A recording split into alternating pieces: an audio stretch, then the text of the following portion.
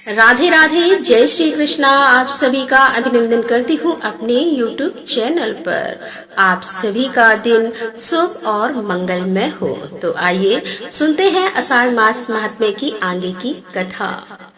व्यास जी कहते हैं कि एक दिन की बात है, श्री कृष्ण अपने बड़े भाई बलराम जी को साथ लिए बिना ही वृंदावन के भीतर गए और ग्वाल बालों के साथ विचरने लगे। जंगली पुष्पों का हार पहनने के कारण वे बड़े सुंदर ही दिखाई देते थे। घूमते घूमते श्री कृष्ण चंचल रहलों से सुशोभित यमुना के तट पर चले गए, जो तट पर लगे हुए फनों के रूप में मानो सब और हास्य की छटा बिखेर रही थी। उस यमुना में एक कालिया नाग का कुंड था, जो विष अग्नि के कणों से दूषित होने के कारण अत्यंत भयंकर हो गया था। श्री कृष्ण ने उस भयानक कुंड को देखा तो उसकी फैलते हुए विषगंध से तट के बड़े बड़े वृक्ष जल गए थे। वायु के आघात से जो जल में हिलोर उठती थी और उससे जो जल के छींटे चारों ओर पड़ते थे, उनका स्पर्श हो जाने पर पक्षी भी जलकर भस्म हो जाते थे। वहाँ भयंकर कुंड मृत्यु का दूसरा मुंह था। उसे देखकर भगवान मधुसूदन ने सोचा कि इस कुंड के भीतर दुष्टा कर्माठ है। इसने यहाँ सागर गामनी यमुना का सारा जल दूषित कर दिया है। व्यास से पीड़ित मनुष्य हो या गौवें इस जल का उपयोग नहीं कर सकते। अतः मुझे नागराज कालिया का दमन करना चाहिए, जिससे सदा भयभीत रहने वाले ब्रजवासी यहाँ सुख पूर्वक से विचर सके। मैंने मनुष्य लोक में इसीलिए तो अवतार धारण किया है कि इन कुमारगामी दुरात्मा को दंड देकर राह पर लाऊं। यहाँ पास ही बहुत सी शाखाओं से संपन्न कदम का वृक्ष है और उसी पर चढ़कर जीवों का नाश करने वाले इस सर्प के कुंड में मैं कूदूं। ऐसा निश्चय करके भगवान ने अच्छी तरह कमर कस ली और वे बड़े वेग से पूर्वक नागराज के कुंड में कूद पड़े। उनके कूदने से वह महान कुंड शुभ हो उठा। पानी की ऐसी हिलोर उठी कि बहुत दूर के वृक्ष भी भीग गए। सर्प की विषा अग्नि द्वारा तपे हुए जल से भीगने के कारण वे सभी वृक्ष सहसा जल उठे। चारों दिशाओं में आग की लपटें फैल गईं। उस नागकुंड में पहुंचकर भी श्री कृष्ण ने अपनी भुजाओं पर ताल ठोकी।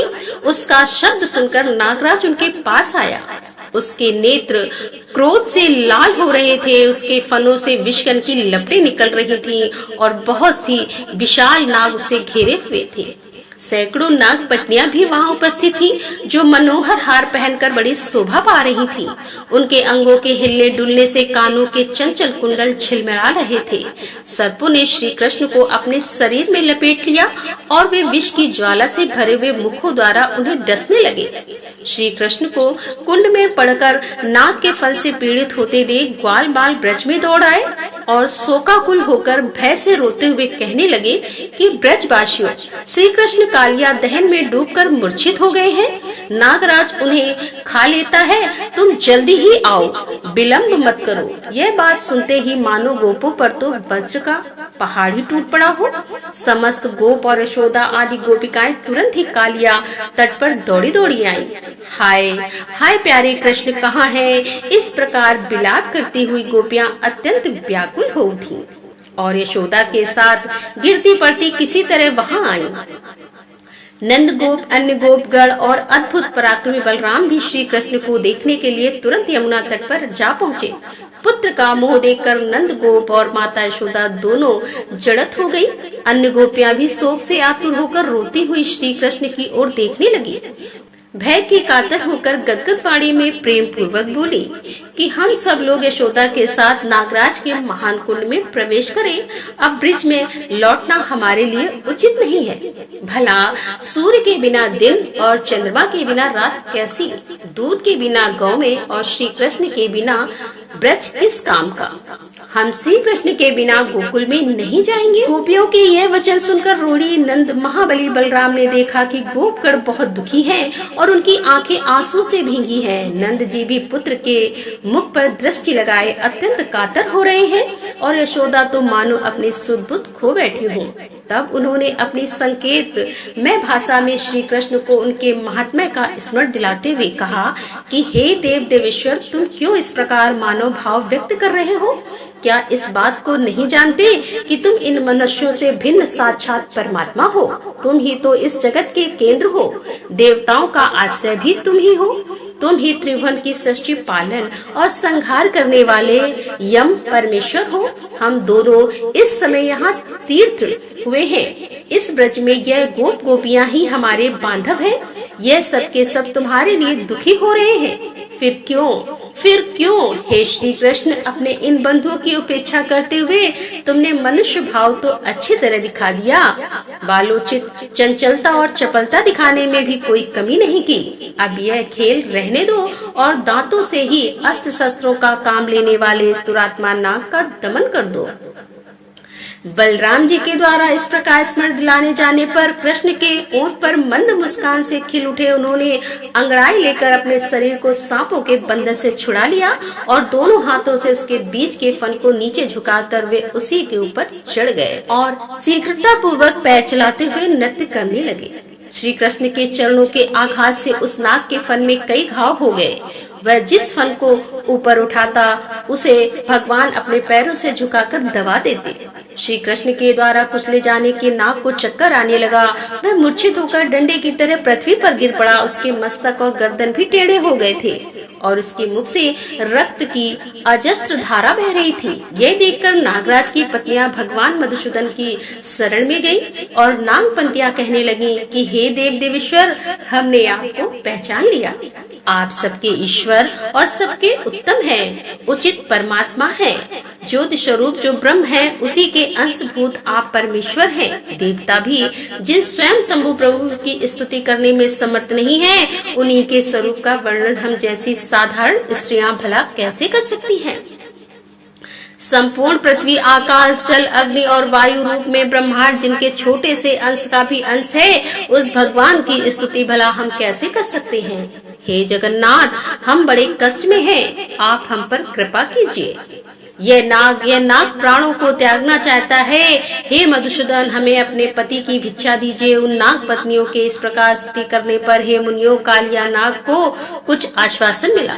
यद्यपि उसका शरीर अत्यंत शिथिल हो गया था, तो भी वह धीरे धीरे बोले कि हे देव, मुझ पर प्रसन्न होइए। हे नाथ, आप में अणिमा आदि 8 ऐश्वर्य स्वाभाविक है। आपसे बढ़कर अनंत कहीं भी उसकी स्थिति नहीं है। ऐसे में आप परमेश्वर की मैं क्या स्तुति करूंगा।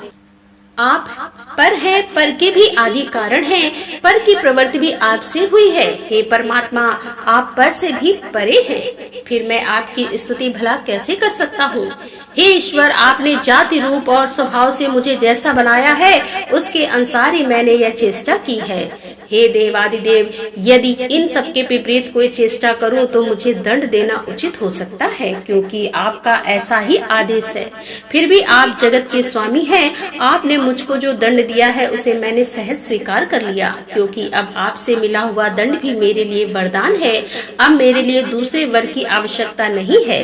हे अचत, आपने मेरे बल का नाश किया है, मेरे विष को भी हर लिया और पूर्ण रूप से मेरा दमन भी कर दिया। अब एकमात्र जीवन रह गया है, उसे छोड़ दीजिए और कहिए आपकी क्या सेवा करूं। श्री भगवान जी बोले कि हे सर्प, अब तुम्हें यहाँ यमुना जल में कदापि नहीं रहना चाहिए। अपने भर्त और परिवार के साथ समुद्र के जल में चले जाओ। हे नाग, तुम्हारे मस्तक पर मेरे चरण चिन्ह देखकर नागों के शत्रु गरुड़ तुम पर कभी भी प्रहार नहीं करेंगे। ऐसा कहकर भगवान श्री हरि ने नागराज को छोड़ दिया। वे भी श्री कृष्ण को प्रणाम करके समुद्र की ओर चले गए। उनसे सबके देखते ही देखते सेवक, संतान, बंधु बांधव और पत्नियों के साथ सदा के लिए वैकुंठ की त्याग दिया। कालिया नाग के चले जाने पर गोपों ने दौड़कर श्री कृष्ण को अपने सीने से लगा लिया, मानो वो मरकर पुनः लौट कर आए हो। उनके नेत्रों से खुशी से आंसू निकल कर श्री कृष्ण के मस्तक पर गिरने लगे। कुछ गोप तो विस्मित होकर श्री कृष्ण की स्तुति करने लगे। यमुना नदी का जल विष से रहित हो गया। ये देखकर समस्त गोपों को बड़ी प्रसन्नता हुई और गोप श्री कृष्ण की मनोहर लीलाओं का ही गान करने लगी और ग्वाल बाल उनके गुणों की प्रशंसा करने लगे। उन सब के साथ फिर वापस लौटकर श्री कृष्ण ब्रज में आ गए। व्यास जी कहते हैं कि मुनियों, एक दिन बलराम और श्री कृष्ण के साथ साथ गौ में चराते हुए वन में विचरने लगे। घूमते घूमते वे परम रमणीय ताल के वन में पहुंच गए। वहां धनुक नामक दानव गधे के रूप में सदा निवास करता था। मनुष्यों और गौओं का मांस ही उसका भोजन था। फल की समृद्धि से पूर्ण मनोहर ताल वन को देखकर ग्वाल बाल वहाँ के फल खाने को ललचा उठे और बोले, भैया राम और कृष्ण धेनु का सुर सदा इस भूभाग की रक्षा करता है, इसीलिए यह तारों के सुगंधित फल लोगों ने छोड़ रखे हैं। हम इन्हें प्राप्त करना चाहते हैं। अगर आप लोग को जचे तो इन फलों को गिरा दीजिए। ग्वाल बालों की यह बात सुनकर बलराम और श्री कृष्ण ने बहुत से ताड़ फल पृथ्वी पर गिराते हुए फलों का शब्द सुनकर वह क्रोध से भरा हुआ आया। आते ही उसने अपने दोनों पिछले पैरों से बलराम जी की छाती में प्रहार कर दिया। बलराम जी के उनके दोनों पैर पकड़ लिए और उसे आकाश में घुमाना आरंभ कर दिया। घुमाने से आकाश में ही उसके प्राण पखेरु उड़ गए। फिर वेग से बलराम जी ने उसे एक महान ताल वृक्ष पर दे मारा, जैसे आंधी बादलों को उड़ा देती है। ठीक उसी तरह से उस दैत्य ने गिरते गिरते अपने शरीर के आघात से बहुत सारे फल गिरा दिए। उसके मारे जाने पर और भी बहुत से गंधर्व दैत्य आए, किंतु श्री कृष्ण और बलभद्र ने उन सबको खेल ही खेल में उठाकर वृक्षों पर फेंक दिया। एक ही क्षण में पके हुए ताड़ के फलों और गंधर्व आकार दैत्यों के शरीर से सारी पृथ्वी फट गई और इससे उस स्थान की बड़ी शोभा होने लगी। तब से उस ताल वन में गौ बाधा रहित होकर नई नई घास चरने लगी। अनुचर सहित धेनु का सुर के मारे जाने पर वह मनोहर ताल वन समस्त गोप गोपों के लिए सुखदायक हो गया। इससे वसुदेव के दोनों पुत्र बलराम और श्री कृष्ण अत्यंत प्रसन्न हुए। वे दोनों महात्मा छोटे छोटे सींगों वाले बच्चों की तरह शोभा पा रहे थे। कंधे पर गाय बांधने की रस्सी लिए वनमाल में विभूषित होकर वे दूर दूर तक गौ में चराते और उनके नाम से लेकर पुकारते करते। श्री कृष्ण के वस्त्र सुनहरे रंग के थे और बलराम जी के नीले रंग के थे। उन्हें धारण किए वे दोनों भाई इंद्रधनुष और श्वेत श्याम मेघों की तरह शोभा पाते थे। लोक में बालकों के जो जो खेल प्रचलित है उन सब के द्वारा परस्पर क्रीड़ा करते हुए वन में विचरते और समस्त लोकनाथों के नाथ होकर भी वे इस पृथ्वी पर अवतरित हुए और मानव धर्म में तत्पर रहकर मनुष्य योनि को गौरवान्वित करते रहे। मानव जाति के गुणों से युक्त तरह तरह के खेल खेलते हुए वन में घूमा करते, कभी झूला झूलकर, कभी आपस में कुश्ती लड़कर महाबली श्री कृष्ण और बलराम व्यायाम करते थे। उन दोनों को खेलते देखकर प्रलबका रूप धारण करके दानव में श्रेष्ठ लंब ग्वाल बालों की उस मंडली में बेखटके जा मिला। वह बलराम और कृष्ण दोनों को उठाकर ले जाने का अवसर ढूंढने लगा। उसने कृष्ण को तो सर्वदा अजय समझा था, अतः रोड़ी नंदन बलराम को ही मारने का निश्चय किया। फिर उन ग्वाल बालों में हरिंड कंडन नाम का खेल प्रारंभ हुआ। यह बालकों का वह खेल है जिसमें दो दो बालक एक साथ हिरण की तरह उछलते हुए किसी निश्चित लक्ष्य तक जाते हैं। आगे पहुंचने वाला विजय होता है और हारा हुआ बालक विजय को अपनी पीठ पर बिठाकर नियत स्थान तक ले आता है। इस खेल में सभी लोग सम्मिलित हुए। दो दो बालक एक साथ उछलते हुए चले, जिसमें श्री कृष्ण सुदामा के साथ श्री कृष्ण प्रलंबित लिया। इसी प्रकार श्री कृष्ण पक्ष के अन्य बालकों ने भी अपने अपने साथियों को हरा दिया। अब वे हारे हुए बालक एक दूसरे को अपनी पीठ पर लाते हुए भांडीर वट तक आए और पुनः वहां से लौट चले, किंतु दानव प्रलबका ही नहीं, जब वह बलराम जी का भार नहीं सह सका तब बड़े क्रोध में आकर वर्षा काल के मेघ की तरह उसने अपने शरीर को बढ़ा लिया।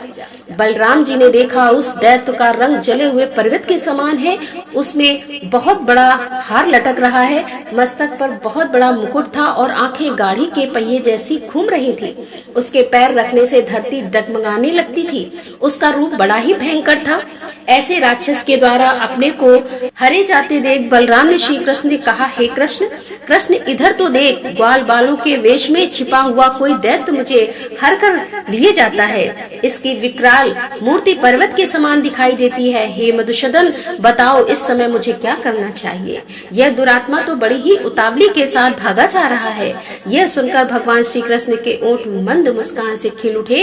वे रोहिणी नंदन बलराम के बल और पराक्रम को जानते थे, अतः उनसे कहने लगे कि सर्वात्मक बात है, आप तो सचमुच मनुष्यों की सी चेष्टा करने लगे। आप संपूर्ण गुहा पदार्थों में गुहों से भी गुहा हैं। जरा अपने उस स्वरूप का तो स्मरण कीजिए जो संपूर्ण जगत का कारण, कारणों का भी पूर्ववर्ती अद्वितीय आत्मा और प्रलय काल में भी स्थित रहने वाला है। विश्वात्मा आप और मैं दोनों ही इस संसार के एकमात्र कारण हैं और पृथ्वी का भार उतारने के लिए ही यहाँ दो रूपों में प्रकट हैं। अपने आत्मन आप अपने स्वरूप को स्मरण कीजिए और इस दानव को मार डालिए। फिर मानुष भाव का आश्रय लेकर बंधु बांधव का हित कीजिए। महात्मा श्री कृष्ण के द्वारा इस प्रकार अपने स्वरूप का स्मरण कराए जाने पर महाबली बलराम ने हंसकर प्रलंबित मुंह से खून उगलता हुआ पृथ्वी पर गिरकर मर गया। कर्म करने वाले बलदेव जी के द्वारा प्रलंबित इस प्रकार प्रलंबित सुर के मारे जाने पर ग्वाल बालों के मुख से अपनी प्रशंसा सुनते हुए बलराम जी ने श्री कृष्ण के साथ पुनः गौओं के समूह में आ गए। इस तरह नाना प्रकार की लीलाएं करते हुए बलराम और श्री कृष्ण वन में विहार करते रहे। इतने में ही वर्षा बीत गई और शरद ऋतु का आगमन हुआ। जलाशयों में कमल खिलने लगे, आकाश और नक्षत्र निर्मल हो गए। ऐसे समय में समस्त ब्रजवासी इंद्रो सर्वों का आयोजन करने लगे। उन्हें उत्सव देखने के लिए अत्यंत उत्सुक हुआ। वे देखकर परम बुद्धिमान श्री कृष्ण ने बड़े बूढ़ों गोपों से कौतूहल वश पूछा कि यह इंद्रो सब क्या वस्तु है जिससे आप लोगों को इतना हर्ष हुआ है। श्री कृष्ण को अत्यंत आदर पूर्वक प्रश्न करते देख नंद गोपों ने जो कुछ भी कहा उसका वर्णन आप आने वाले अध्याय में सुनेंगे। उम्मीद करती हूँ कि आज की ये वीडियो आपको पसंद आई होगी। तो मिलते हैं इसके आगे की कथा लेकर। तब तक के लिए राधे राधे, जय श्री कृष्णा, हर हर महादेव, जय भोलेनाथ की।